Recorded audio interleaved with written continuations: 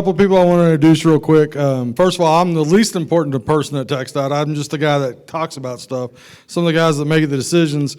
Robert Ornelas is our Transportation Planning and Programming Director. He's the one that plans out long-term projects.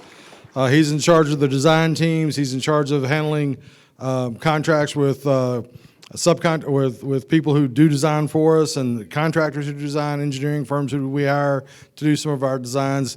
His group is in charge of the long-range planning and designing projects. This gentleman to my right is Chad Windham. He's the Director of Operations for our TxDOT district in Odessa. We cover 12 counties. Chad's people do everything from traffic signals to driveway maintenance or driveway permitting and a whole range of everything in between. Both of them are professional engineers. They lead their staffs. We have another director. We have three directors: Director of Planning, Director of Operations. Rick Betancourt's our Director of Construction. He's actually overseeing all the projects as they are built. And then our top boss is the district engineer. Right now we have an interim district engineer. A lot of you folks know John Speed. He is retired from TxDOT. We have an interim district engineer named Lauren Garduno, who, if you've been around this area for a while, you may recognize the name. He was district engineer here from, I believe, 99 to 2009. And he's based out of Abilene now. He's in interim role right now, and it's nice to have somebody that knows the district already. We don't have to bring him up to speed. He's been out here, and you'll hear me talk about another project he's been involved in even before becoming interim district engineer. So if anybody knows any professional engineers with transportation history, the job posting is there. The interim position is only a 6-month posting, so we are looking for a district engineer. I've encouraged both of these gentlemen to apply because I think either one would be a great choice, but we'll see what they decide. But what we're going to do today is, can we get connected to the screen, please? There it is. First of all, I'm going to complain because I get stuck between a really good presentation with what these folks are doing in Reeves County. Reeves County is bigger than 2 states, bigger than Rhode Island and bigger than Delaware, and that's what they have to cover with their district. And so kudos to the county and everybody that made that happen, and thank you for your good work. I'm sure it's a challenge getting it off the ground and get going, but it's nice to see happen. And another thing I'm going to kid about and joke about and complain about.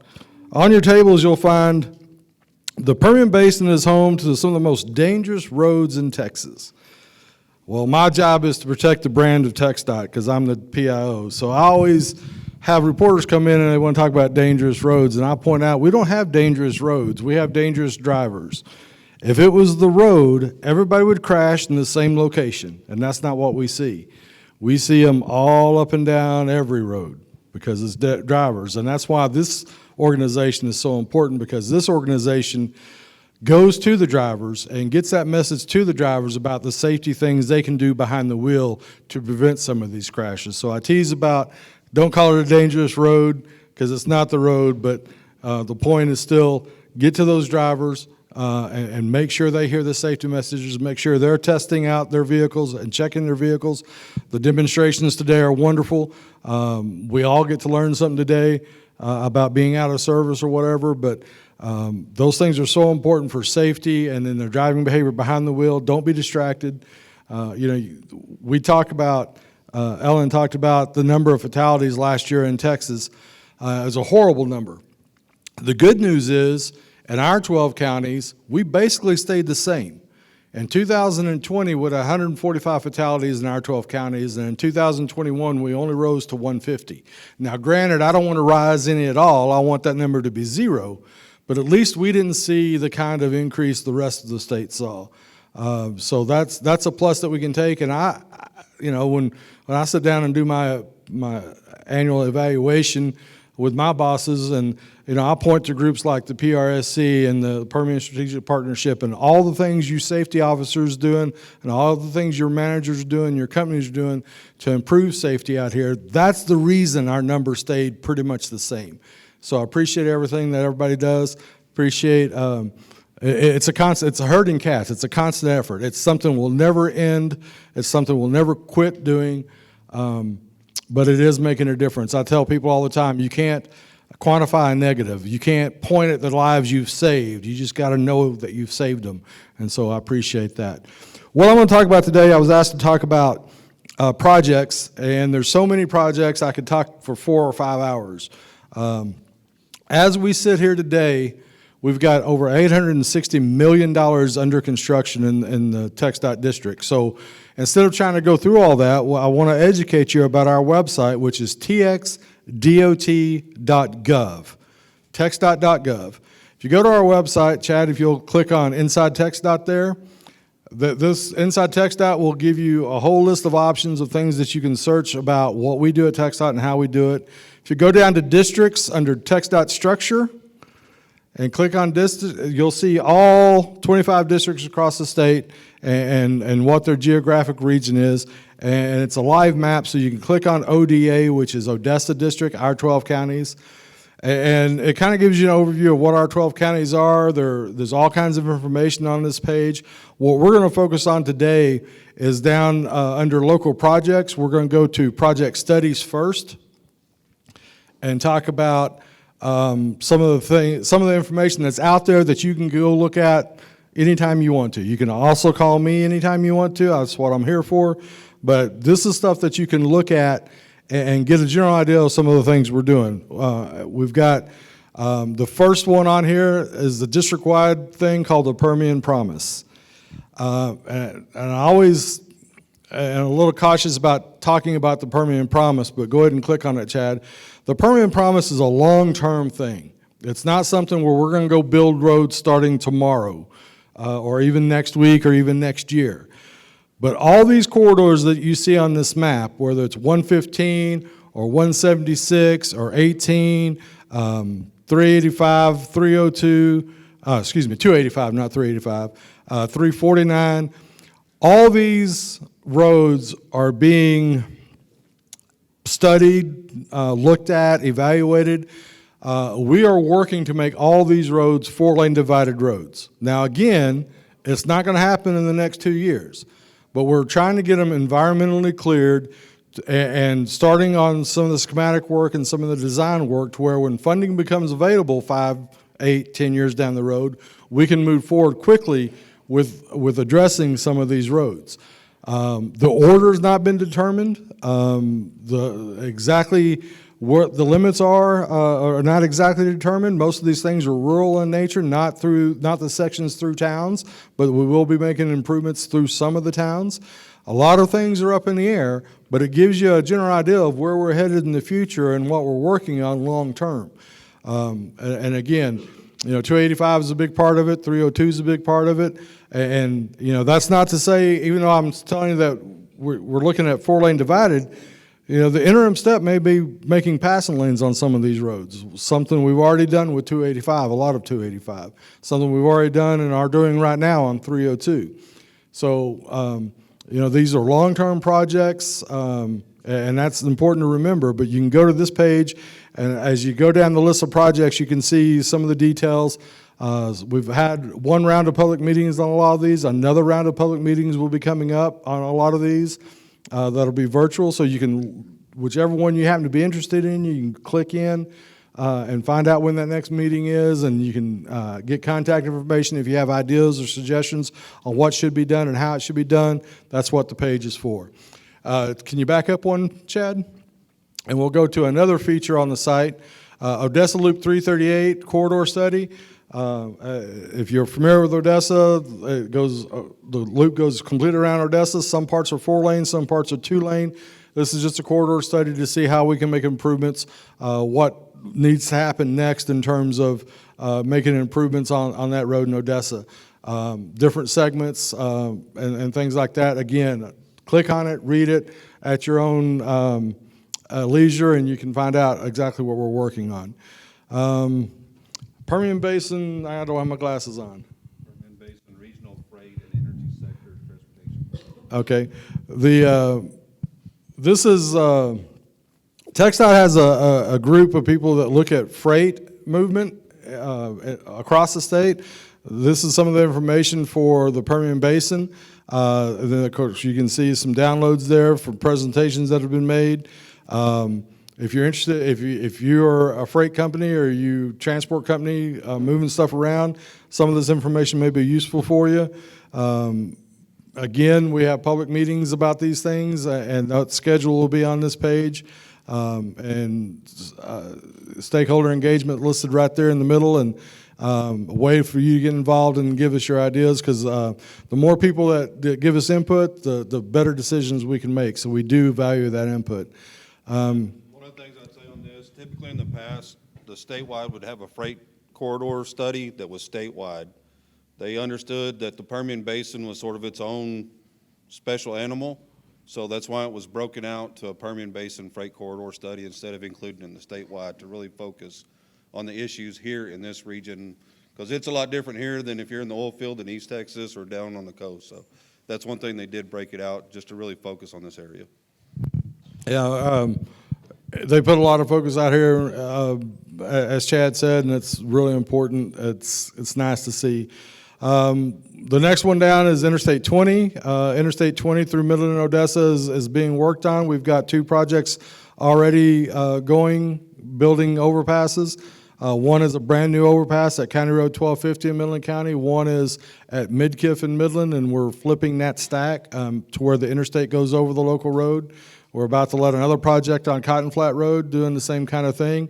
But a lot of this information is available on this website as far as what we're going to do from East Midland all the way through West Odessa. I mentioned that, we have $860 million under construction right now. This entire project length right now is estimated to be about $860 million by itself. It includes several new interchanges. It includes several locations where bridges are flipped, where the interstate goes over the local road. It includes an extra lane in each direction on main lanes, so it'll be 6 lanes. And it includes auxiliary lanes on service roads, and it includes conversion of those service roads to one-way, because that reduces the number of conflicts at intersections, makes a much more efficient flow of traffic and much safer flow of traffic, because you reduce some of those conflict points. You have the overall map there. It's broken down into different sections, of course. We can't just let it all at once. This is a project that's going to take the next 7, 10, 15 years to complete. But it's something where we're moving forward, and like I said, we've already got the 2 projects going and a 3rd letting this year. So a lot of information with project backgrounds, schematics for both counties, a guide to what those schematics are saying, our study map, the summary of the meetings we've had. It talks about the project limits and frontage roads. I mean, all this, there's so much information on this website, folks, that it's really kind of amazing if you back into it. Back up one. Our next one is utility coordination. I won't go into that a whole lot. That's just for if you happen to need a saltwater lease line, or if you're running some sort of utility through our corridors, this is a place to find contact information and some of the coordination that goes in with all those things. And then we also have the 4-year letting schedule, which is what we'll click on next. This has, the first part of this will have a map that shows, go ahead and click on that link. Thank you, Chad. The first map shows what's under construction right now, the $860 million that I was talking about. And as you can see, we are all over the district with projects ranging from I-20 in Midland, Odessa to 2119 out here in Reeves County, 285 down in Pecos County, 67 across a couple of different counties. A lot of work going on and a lot of work coming. Go ahead and scroll down some. This is a list of those projects that are under construction with basically what county they're in and the bid price that they were awarded on. If you need more, and this one even has the contractors on it, so you can see that Johnson Brothers happens to be on one. Delaware, we have a lot of contractors out here, obviously. Pardon me. But again, this is everything that's under construction right now. At one point, 4 or 5 months ago, we were over $1 billion under construction, but we closed out some projects, so it's dropped down to about $860. This is the map for what lets this fiscal year. Our fiscal year runs from September to the end of August, so we're about halfway through our fiscal year. The green that you see is just seal coat projects. That's the roads that are going to be seal coated, and the pink are the other projects. We have a section that's about to let on 285 from Orla down to County Road 232. My memories. I had COVID a year ago. My memory is dead. But anyway, a lot of these projects will be highlighted here, and then the next page, as you scroll down, you'll see where the limits are, what road it's on, the CSJ, which is how we identify projects, and the estimated construction cost. And as you can see there, that's nearly $300 million that we're letting this year. So it's quite a busy year. Over the next 4 years, 22, 23, 24, 25, we're a little over $1 billion in lettings when you compare everything. And as you scroll through, you can find projects on 23, you can find projects in 24, and projects in 25. This year and next year is pretty much set in stone. Those projects aren't going to change a whole lot. If something major happens, we could move a project around. But all the other projects, there's a little bit more flexibility. Things will probably be added, especially in 25 and 26, because more funding may become available, whatever the case may be. So these lists do change, but we update these maps. We update these every month on the website. So it's the first place to go and look and see what our plans are for the next 4 years. It's a lot of information. And if there's anything that you need beyond what's listed here, feel free to call me and I'll dig it up for you. Chad, can you go back to the TxDOT.gov and do a search for Project Tracker? Oh, it is right there. I forgot about that. If you click on Project Tracker, this actually will take you to an interactive map that has just a ton of information.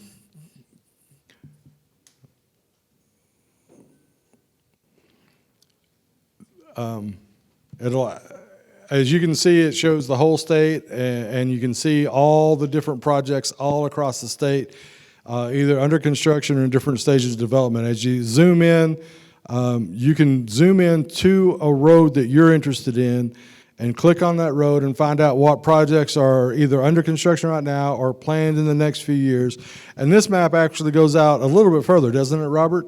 More than our 4 years? Okay, this map goes out to our 10-year MTP, which is what we expect to do after 4 years. If funding stays the same, this is what our plan is. We put things in our 10-year window that have, while they're not officially funded for construction, we expect to have the funding for those construction projects. So you can look 10 years down the road and see what we have planned in a particular area.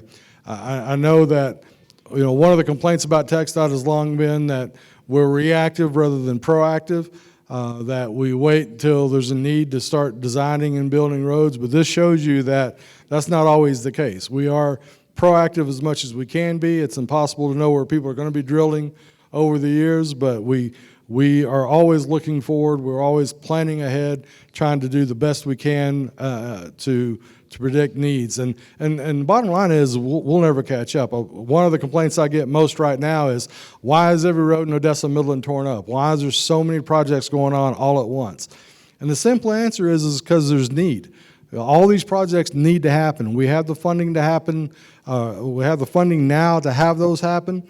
It's a huge inconvenience. We drive through these projects too. We're impacted just the same as everybody else. It is a nightmare to get some of these projects. It is a pain to have to alter your daily routine to get around a project or to avoid a project. But if we didn't do all these at once, we would never catch up. We're not going to catch up now, probably, not with as many people are moving to the state every day and all the needs that are happening out there. But we're doing everything we can with the funding we have to catch up as quickly as we can. But there's just too much work out there. It all needs to happen. So we apologize for the inconvenience. We live with it too. My favorite call is, well, I pay taxes. I was like, well, sir, I do too, I understand. We all pay taxes. We all want things done a certain way. But we don't plan these projects lightly. We have engineers, we'll have plan reviews, we'll have engineers, 4, 5, 6, 7 engineers in the room at the same time discussing a project. 100 years of experience talking about the best way to do a project, the best way to phase a project, the best way to do traffic control. I'm not going to say we're perfect, but we sure don't do things lightly. We have, sometimes we have disagreements, and we hammer out those disagreements and come to the best solution we can. And we have a lot of experience, a lot of people that passionately care about what we're doing, but that doesn't mean we're perfect, and we always want any suggestions we can get that'll make things perfect. I tell people all the time that, tell me what you want, and I'll see if it can be done or give you a reason why it can't be done. And so that's our mindset. We want input, especially at our public meetings before we start some of the engineering work. We want to hear from you. So if you know of a public meeting on a road you're interested in, please participate and please help us out. I'm going to open the floor now. I'm stuck between a great presentation and lunch, so I don't want to keep you too long. But the website is a wonderful resource. You can even go there to buy a crash report if you need to. It'll give you a link to buy the crash reports. A lot of information all over the website. Please use it, and I'm going to open it up to questions now to see if there's any particular projects that you're interested in. I will talk about, real quickly, 302-115, the interchange project there where we're building a double overpass outside of Kermit. It's ahead of schedule right now, so Keywood is just knocking that thing out as fast as they can. Appreciate your patience going through there. They're at the stage right now where traffic control really can change almost daily. So make sure your drivers know, make sure your employees know that as they go through that intersection, please be aware of the signage, please be aware of the warning signs, because it is a very fluid situation as they build those two overpasses, and traffic control can change rather quickly and very frequently.